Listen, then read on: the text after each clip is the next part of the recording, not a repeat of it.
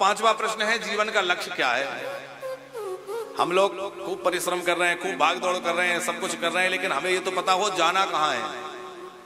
कोई कितनी भी तेज गति से चल रहा है पर यही पता ना हो जाना कहाँ है, तो उसकी गति किस मतलब की। हमें ये तो पता हो कि पाना क्या है। अरे यदि धन पाना ही हमारा लक्ष्य था तो वो तो यहीं पड़ा रह जाएगा। शरीर को संभालने में जिंदगी लगा दी, लेकिन ये तो यहीं रह जाएगा।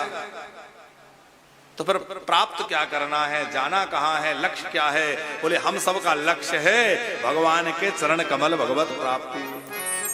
जब तक वो प्राप्ति नहीं हो जाएगी तब तक चाहे जितना धन मिल जाए, चाहे जितना बड़ा पद मिल जाए, चाहे जितना ऐश्वर्य मिल जाए, पर तब तक हमारी यात्रा पूरी नहीं होगी।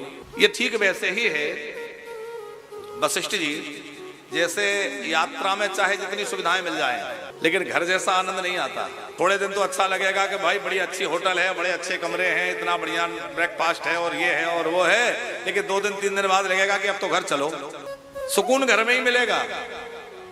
और भले ही हमारा घर टूटा फूटा ही क्यों ना हो, जब अपने घर पहुंच जाते हैं तो चैन की सांस लेके कहते भैया घर जैसा सुख कहीं नहीं है। होता है कि नहीं ऐसा। हम सबका अपना घर है भगवान के चरण कमल, और ये सब हमारी यात्रा है। यहाँ चाहे जितने सुख सुविधाएं मिल जाएं, पर यहाँ हमें सच्चा सुख नहीं मिलेगा। सच्चा सुख तो तभी मिलेगा जब हम उनके चरणों में पहुंच जाएंगे, अपने घर पहुंच जाएंगे, तब कहेंगे कि अब विश्राम मिला। जब अपने घर पहुंचेंगे तभी ना विश्राम मिलेगा। तो हम सबका लक्ष्य है भगवत प्राप्ति। कि सवै पुंसाम परो धर्मो यतो भक्तिरनोक्षजे अहैतो प्रतिहता ययात्मा संप्रसीदति ययात्मा संप्रसीदति। अब हम क्या करें, हमारे कहने की जो पद्धति है वो ऐसी है कि हम बड़े पीछे रह जाते हैं, एक ही जगह अटक जाते हैं। अभी तक तो कथा बहुत आगे होनी चाहिए। अब ठाकुर जी चलाते रहते हैं गाड़ी किसी प्रकार। सवै पुंसाम परो धर्मो, श्री सूत जी महाराज कह रहे हैं ऋषियों, धर्म वही श्रेष्ठ है जिससे भगवत प्रेम प्राप्त हो जाए। चाहे व्रत करने से हो, यज्ञ करने से हो, ध्यान करने से हो, योग करने से हो।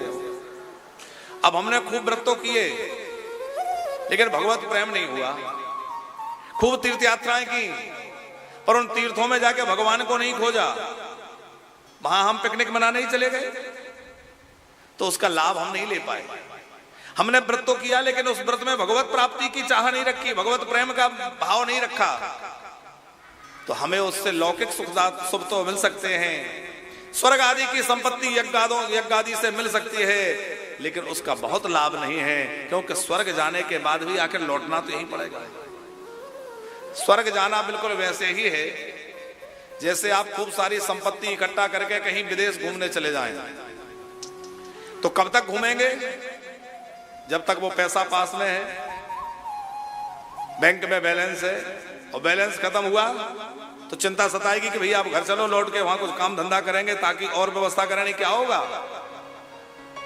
तो जिस प्रकार हम कोई धन कमा करके कहीं मौज करने किसी देश चले जाएं, उसी प्रकार पुण्यों की पूंजी यहां कमा करके और स्वर्ग आदि जाते हैं। लेकिन उस स्वर्ग आदि में तब तक ही रखा जाता है जब तक हमारे पुण्य हैं। धीरे धीरे वो पुण्य क्षीण होते हैं, और क्षीणे पुण्य मृत्युलोकम विसंति। जैसे ही पुण्य क्षीण होते हैं वहां से धकेल दिया जाता है, बोले जाओ तुम्हारे पुण्य समाप्त। तो ऐसे लोगों की प्राप्ति से क्या लाभ जहां से फिर गिरना पड़े। अरे प्राप्ति तो वह हो यत्र गत्वा न निवर्तन्ते, जहां जाने के बाद लौटना नहीं होता। और वो क्या है? बोले वो मोक्ष का द्वार है। एक बार जो मोक्ष के द्वार में प्रवेश कर गया पर उसको लौटना नहीं है। वो ऐसी एंट्री है, ऐसा गेट है, ऐसा दरवाजा है कि उससे बस जाना है, आना नहीं है। भगवान में ही समा जाएंगे। तो जो मोक्ष का द्वार है वो क्या है? बोलिए मानव देह ही वह मोक्ष का द्वार है।